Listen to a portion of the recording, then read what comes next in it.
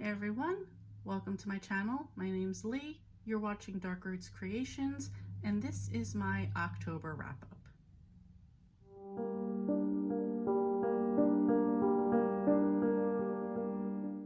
So I forgot to post an intro in the beginning. I did these clips as I finished each book throughout the month, so this is kind of my post intro. So each clip will just be me reviewing the book that I got done, and yeah, let's see how things went. Okay, so the first book I read for October was Dear Laura by Gemma Amor. And this was one of my buddy reads with Sharon. For the month of October, we are reading several short story / novella horror books. So I'm pretty new to the genre, so I'm kind of happy that we were doing these shorter ones. And this first book I really enjoyed. This was about a girl named Laura, and when she was younger, she was with her friend Bobby, and they were walking, and whatever, he gets in a car with somebody and he's never seen from again. And this is like really bothered her because she's like, why did he get in the car? What's going on? And every year on her birthday, so like the first year on her birthday that year, she gets a Dear Laura letter. And it's basically the person that Bobby went with saying like, I'll give you a clue or a hint as to where he's at if you give me something. And I believe the first year he wanted a dirty pair of her panties, like a pair of dirty panties, and she did it. And then every year after that, it was more and more. So not more and more extreme, but like one year I think it was like he wanted like her to write a letter, or a letter with like her kisses all over it.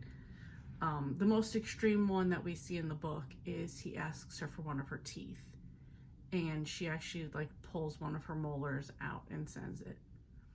And part of her, there's a small part of her that always believes Bobby's dead, and then another part that just goes along with this. And in the letters, the guy writes, you know, you can't go to the cops, you can't tell anybody, I'll kill you type of thing. So she never tells anybody about it. And then there's a point where like the pen pal stops. I'm so sorry about the loud airplane. There's a point where like the letters stop for a while, and now she's older, she's married, she has a kid of her own, and the letters start again. And basically he wants to meet up with her to like show her where Bobby's at. So I'm gonna like leave it at that, but I thought it was really well done. I would say this is about a 4-star book for me, and a good start into this like October horror experience. So the second book I read for the month was No Parm No Foul by Linda Riley. This is number 2 in the grilled cheese mystery series. In this one, we're back at Carly's grilled cheese shop, and in this one, one of the kids who worked at Sub-a-Dub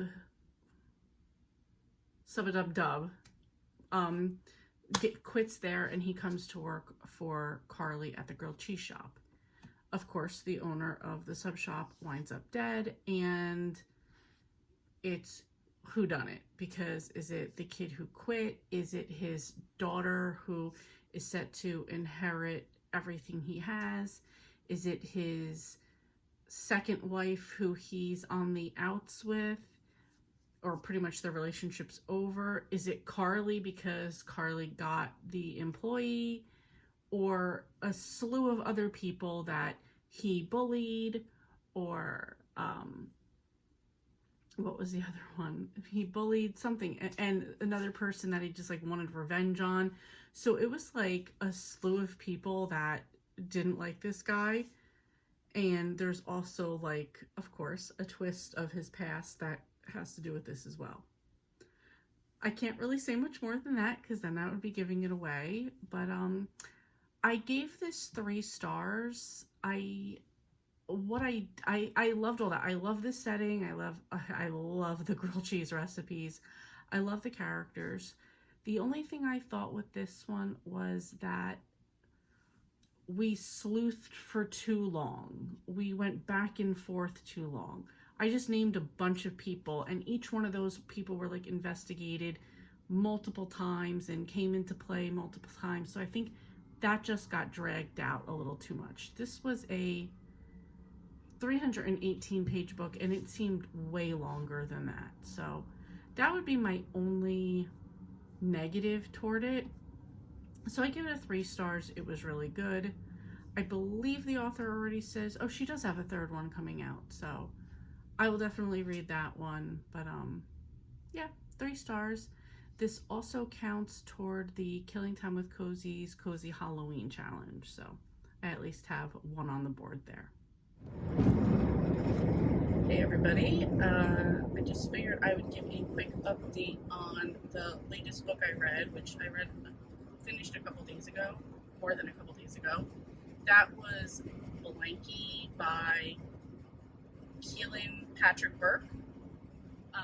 I don't actually remember what I gave it in terms of a star rating.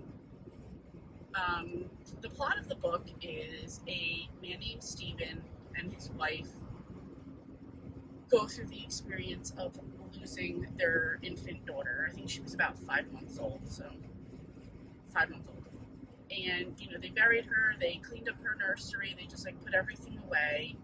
The wife winds up moving in with her parents because she just can't stay in the house where she died, where the baby died. And,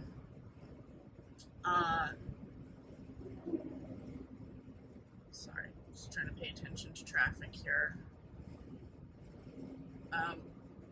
He can't stay in the house where she died, and so he's in the house, but she can't stay in the house where she died, and she's kind of become very distant. Like, in her grief, she just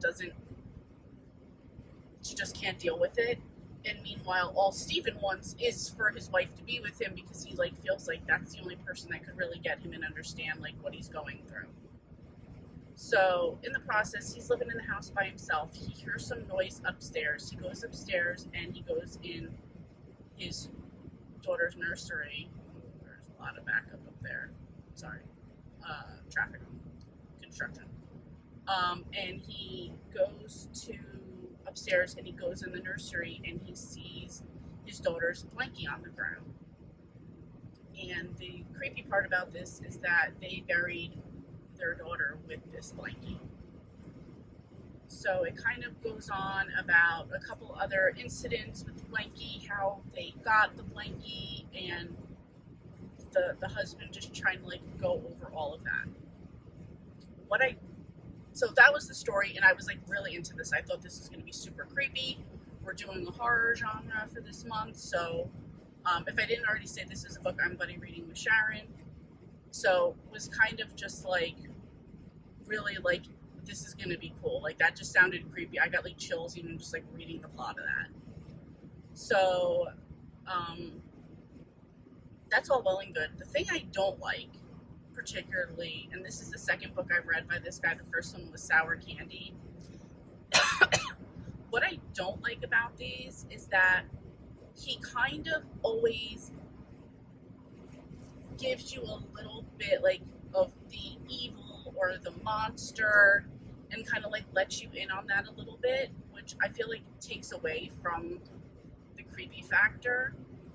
And he did that in Sour Candy a little bit, like, whenever it was about the evil part, and I'm just going to use evil as a broad term, the bad part, the haunting, the possession, the whatever you want to call it, depending on what book you're talking about. I feel like them verbalizing and giving us a little bit from their point of view just took away from it. And since I realized this is, like, the second book I've read by him and the same thing happens, I don't like that. So I don't know, that just, like, kind of takes me out of the story, which kind of sucks, because I, like, liked everything else, really enjoyed everything else about it. It's just, like, when we would get to that point in Sour Candy and in this one, Blanky, it kind of takes me out of it. So Again, I'm driving, so I don't have my notes of what I rated this. I'm gonna say probably I did about a 3. I think. So let's just go with that because I don't know off the top of my head. I will say right now I've been in a pretty big reading slump. I think as of right now I've only read 3 books, 2 of which I believe are short stories. I'm currently reading in the middle of 3 books. I'm reading my next Buddy Read short story, which is called The Test. I'm reading Invisible Girl by Lisa Jewell, and I'm reading Fatal Fried Rice by Vivian Chen. So that's kind of where I'm at with all of them. And after this clip, I'm going to go back to listening to The Test. And yeah, that's it. I'm just like, I've been struggling reading lately. Did just come back from a trip to Vermont, where I did no reading.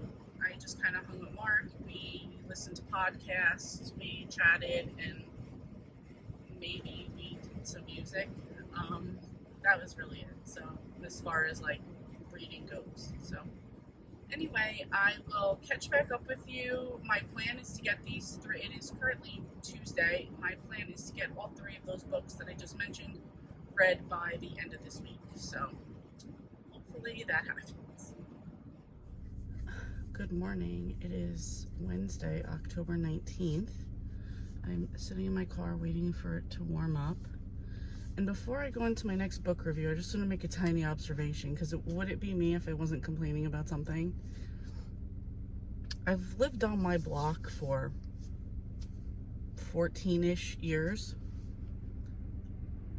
I've worked at my job for over 20 years. I can't stand when a new person moves on the block or a new person comes to work and they're like giving me looks like, what the fuck are you doing here? It's like, you just moved in. You just started. Like, why are you giving me the dirty looks? Like, I've been here.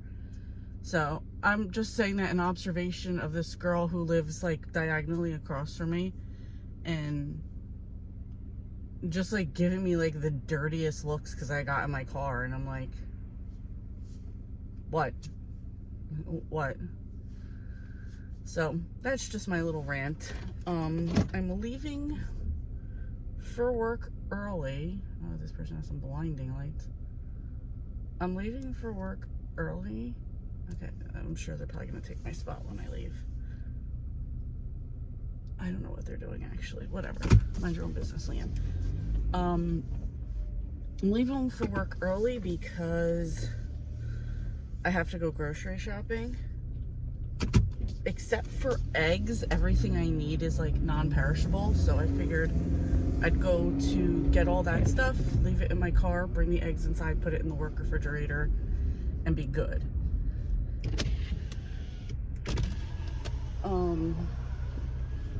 My windows are like fogged up because it is 37 degrees out, so pretty fucking cold.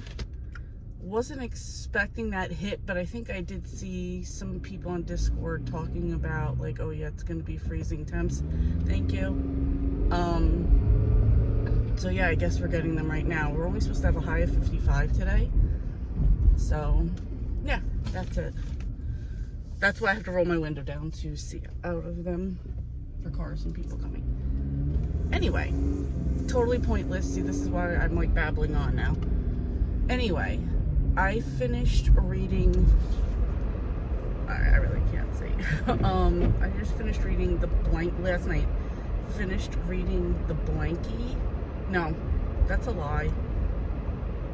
Oh, it smells like weed right here. Ugh. Ugh. All right, we're gonna turn off the thing right now because ugh. Oh, it's overwhelmingly weed. Anyway, I finished reading The Test. I don't even know who by. I'll put it up here. And Suvel something maybe? Anyway, this is about a guy Middle Eastern Indian guy who is trying to pass a British citizenship test. And while he's answering the questions, basically like a terrorist attack happens at the citizenship building. Oh, I think I see the culprit of the weed smoking as he's crossing in front of me right now. Great, thanks. I realize it's legal here, but I just hate the smell, so it's not like I have to like it. Anyway, so so he's doing that, and this is kind of going to be spoilery, but not. The terrorist attack is kind of, it's intentionally set up by some other group of people. And in that group of people, there are people who are directing the terrorists to do what they're doing. And some of those people are being put through their own test of, like, I guess, how to properly be terrorists, if that makes sense. Hold on, because we're just in the part of this road where everybody loves to fucking get dumb right now. Come on, come on, come on, come on, come on. This is the best we're gonna get right now. So those people are also getting a test, as well as the person taking the citizenship test. So it's kind of like a double test of, like, how are the people in control of the terrorist attack? How are they setting things up? Like, how are they making the terrorists act and behave and what they're doing? I don't want to give anything away. So that's a test on one end. And then you have this man who was taking the test and his reaction to not only the test questions, but the terrorist attack itself. And, like, that's a test. So I thought it was pretty well done. This reminds me of the book I read, The Passengers by John Mars. That was more like a controlled chaos type of thing, where in that one, like, they were in automatic driving cars, and somebody hacked into the system and was threatening to kill, like, they basically, like, took control of, like, a certain amount of cars and hacked into the system and like, basically threatened these people if the world who was watching didn't do what he told them to do, like that type of. And again, in that one, it was also a group of people that were being controlled by, like, another group of people, if that makes sense. Anyway, I don't know. I thought it was really good. I'm gonna give it like 3.5 stars. Maybe 3.75, 3.5, I'm gonna say. Okay, so just got another book done. This is The Plot and the Pendulum by Jen McKinley. This is number 13 in the Library Lover series. And in this one, Lindsay is asked by this rich family, the Dorchesters, to take, like, this, like, very rare library collection that they have and move it, personal book collection, and move it to the library. So while they're there, while her and, you know, she has Robbie and a couple other people come volunteer to help her move it, and they discover a secret room. And then from there, there's, like, another secret room with a body they find in it. So then it goes into this whole mystery behind the body and who got murdered. This puts a hold on them moving the books, and just like family drama, like, because the mother, Mrs. Dorchester, kind of, like, didn't want to move, and so, like, you just find out, like, a whole history about them. In the beginning, I kind of thought it was interesting. In the middle bit, a little bit, I was just like, all right, come on. And then, like, at, like, maybe, like, the, I don't know, 70% mark, it, like, definitely picked back up, got interesting again. So This is probably the only time I've guessed a killer right, and pretty early on. So, like, pretty much as soon as the person was mentioned, I was kind of like, them. So, yeah, I don't know. I really enjoyed this one. I'm going to say 4 stars on this one. Maybe a cozy mystery was just what I need. Library Lovers usually does it for me because I'm a fan of that series. So, yeah, I give it 4 stars. It was really good. Okay, I wanted to give a quick update for the next book I read, which was Invisible Girl by Lisa Joel. Normally, I really enjoyed Lisa Joel books. This one, not so much. So, first of all, I think there were 2 different characters, Rowan and Owen, who had 2 totally different situations going on. And so that was confusing. 2, a couple of these characters also had like alternate names that people knew them by for various reasons. So that also was a little confusing. But so it starts out, it takes place in London. Should I try to get around you? Kind of, yeah, maybe we could get around these 2 vehicles here. That would be excellent. Perfect. Okay. So it's these 2 girls, it's this girl Maddox, and you find out, Sapphire Maddox, and you find out when she was younger, she had been abused somehow. We don't know in the beginning what happened to her, but something terrible, and you definitely get the vibe like it was like a sexual assault type of thing. But you don't know anything at first. And then there comes a point where she turns up missing, and they start accusing, there's about to be an accident over here. They start accusing somebody, and there's a whole different story behind that person. And there's a guy named Owen, guy named Owen, and Owen's actually a teacher, and he's like accused of being very flirty with these 2 girls at a party, like at a school party thing, 2 students. So he's like dealing with basically like the punishments, the aftermath of that situation. And it kind of comes into play that they think that he was a therapist for Sapphire, so like he kind of gets like accused of like her missing as well. There's other things that go on, other characters and like messed up situations, but that kind of spoils a lot more of it. So, but to me, those are like the main situation. I feel like this dragged out way too long. The payoff, twist, whatever, was nothing. So I really wasn't into this one at all. I know that might be like a vague description of it, but I kind of feel like it was all over the place too. Like, yeah, I feel like we were all over the place. We met a lot of people. Maybe we learned too many details that went nowhere. Or then in other situations, the details we learned were like obvious what was going to happen. So I don't know. I wasn't into it. I gave it 2.5 stars.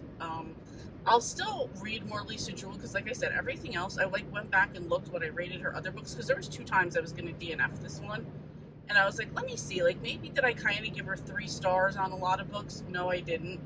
So I was like, all right, this might just be like that one book. So I'll give her more tries for other books, but this one just didn't work for me. So that's it. Trying to get out of a reading slump here, so we'll see how it goes. I'm currently listening to Cookies in the Cabinet, I think. It's the next book, number 13 in the Inn at Holiday Bay by Kathy Daly. So I'll let you know how that one goes. Good morning, everyone. Just wanted to give another quick update because I just finished another book. This was Cookie in the Cottage by Kathy Daly. This is number 13 in the Inn at Holiday Bay. It's hard to give away anything about, hard to say anything about this book because we're so far into the series. But in this one, it seems like there's a haunting that's meant to scare this woman into selling her house, or these two women into selling their house. And there's a murder that's involved in this as well, which kind of takes it from like the haunting level definitely up a notch. And there's a bunch of stuff that goes on around that. So I can't say too much because that would give away. I do want to say I believe this one, to me, not I believe, in my opinion, this one was a little bit mystery heavy. Because, and maybe this is because on the other end of things, like in Holiday Bay, it was right before Christmas. We were leading up to Christmas Eve. And I was enjoying that a lot better. It's Maine, it's Christmas, it's Holiday Bay. The inn was having, guests and people there. What I did like was that there were 3 sisters from the previous book. Their stories continuing in this one, and that is something I did say last time I wanted to see, and see how like their situation plays out. And so also our main character was having almost like a little Christmas mystery of her own. Sorry, it's a cool guy up there in a Mustang. She was having like her own little mystery because people kept leaving her, or somebody kept leaving her. She doesn't even know how it was getting there. Little gifts throughout, like leading up until the holidays, and it was all stuff that was things she loved that people wouldn't know about.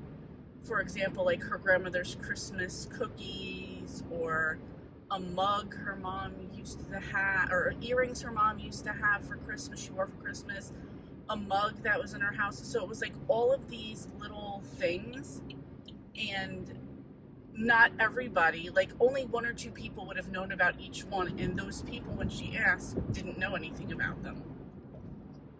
So she almost had her own little mystery going up until Christmas. So I don't know, I guess like maybe I'm saying that there was too much mystery, even though these books do tend to lean a little heavier on the mystery, because I was more interested in like her little Christmas mystery and just like the holidays at the inn. So I was kind of into that a little bit more. I'm sorry about the sun, and unfortunately the cool guy got off at my exit too, so sorry if you could hear him revving his engine.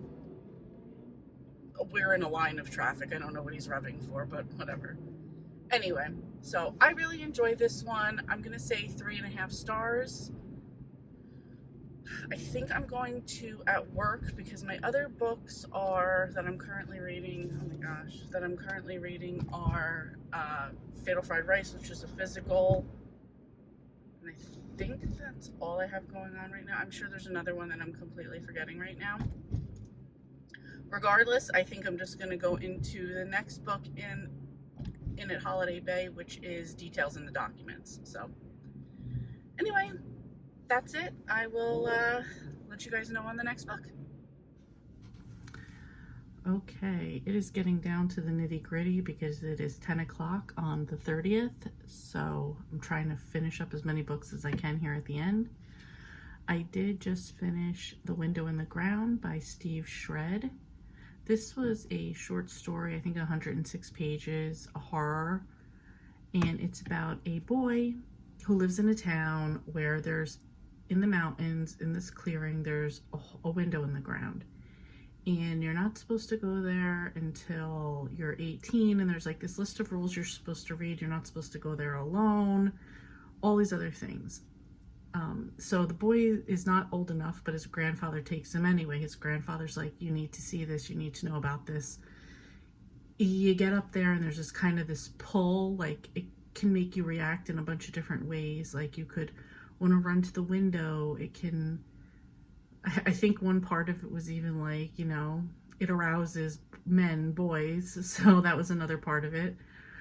So you could have all these different reactions. And after they went up the first time, the grandfather apologizes to the boy because he knew like that this would change his life. going forward in the book, the boy is pulled toward going back again. He takes his friend Fred, he takes 2 girls up there, and it's kind of, I don't want to give away anything that happens, but it's something that the town knows about. The town, it's sort of explained that the town is provided for by what's in the window, and also so that they protect the window. So without giving anything away, it was very creepy, an interesting concept, and there was an author's note in the back as to how he came up with the idea, which I thought was pretty interesting. And yeah, I really like this overall. I would give this a 4.5. It kept me engaged the whole time. I don't know what I was expecting for the ending, but I'm okay with how it ended. And yeah, that was it. So that was The Window in the Ground. I have one more horror book I'm supposed to get done for the Buddy Read Challenge Sharon and I had for October. So let's see if I can get that one done before the month's over.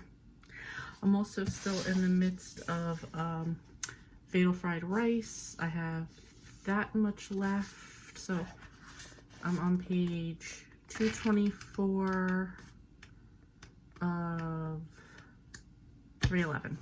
So those are the 2 I'm hoping to get done before Tuesday. So I will listen to The Girl in the Video. I will listen to that tomorrow. Meanwhile, I'm going to continue on with Fatal Fried Rice today. And then hopefully tomorrow I have reading sprints on my channel. So hopefully we will be able to finish out, or no, on Storm's channel, I'm sorry.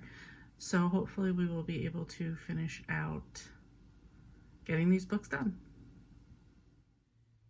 Happy Halloween, everyone. The last day of October. And I just finished up my 9th book, which was The Girl in the Video by Michael David Wilson. This was a short story horror book. So it's about a couple that moved to Japan, and the guy gets a link to a video, and it's this girl in a Hello Kitty mask, kind of like being provocative, let's say, him getting very into it, and the things that continue from there, and he's hiding this from everybody, and then it escalates from there. So let's just say that. At first I was not into this at all. I was kind of like, this is kind of stupid. Halfway point through, it picked up for me, and I really enjoyed it. And I don't know, I was kind of happy with the ending without giving anything away. Yeah, I don't know. I enjoyed it. I gave it 3.5 stars. I don't think this was bad because I have been in a reading slump. Like I said, I only read 9 books, which, I mean, that's actually not bad, but I think like 5 of these were short stories, so I'm kind of like, nah, that wasn't that great.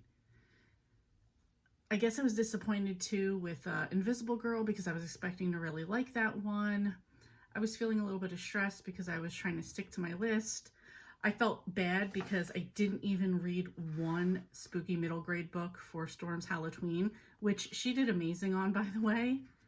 I did read a few books for the Killing Time with Cozy's Cozy Halloween Challenge. I didn't get a bingo, but I did get Halloween, Trick, and Costume Party done.